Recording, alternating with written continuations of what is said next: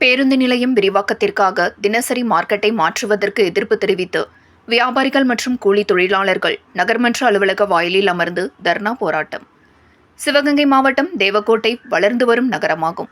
இந்த தேவக்கோட்டை நகரத்தை சுற்றி சுமார் 700க்கும் மேற்பட்ட கிராமங்கள் உள்ள நிலையில் பொதுமக்கள் தங்களது அடிப்படை தேவைக்காக தேவக்கோட்டைக்கு வந்து செல்வது வழக்கம். இந்நிலையில் தேவக்கோட்டை பேருந்து நிலையத்தை விரிவாக்கம் செய்வதற்காக பணி துவங்கப்பட்டுள்ளது.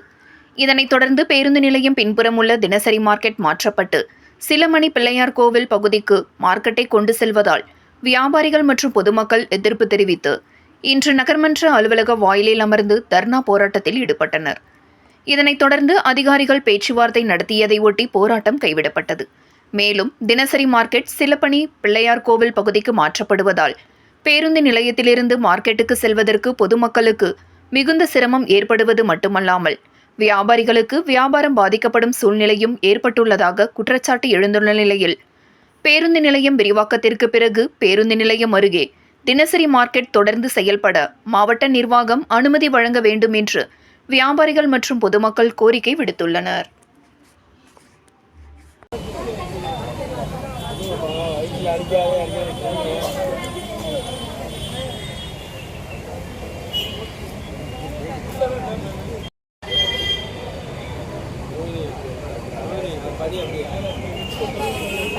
வேணாம் சும்மா உட்காரு. வேணாம் சும்மா உட்காருங்க. டிராஃபிக் ஆகிப்போம். அதில் ஒன்று கட்டணம் சொல்லி சொன்னால்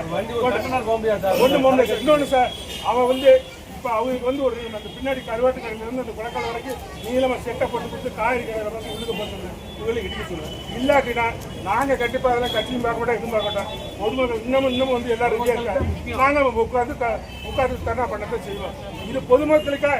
நான் தலைவர் வந்து ஒதுக்கியிருக்காங்கன்னா எங்க கவர்மெண்ட் ஒதுக்கி இருக்கிறது மக்களை அழிச்சு விட்டு கட்ட சொல்லல. மக்களுக்கு ஓட்டு போடுவாங்க.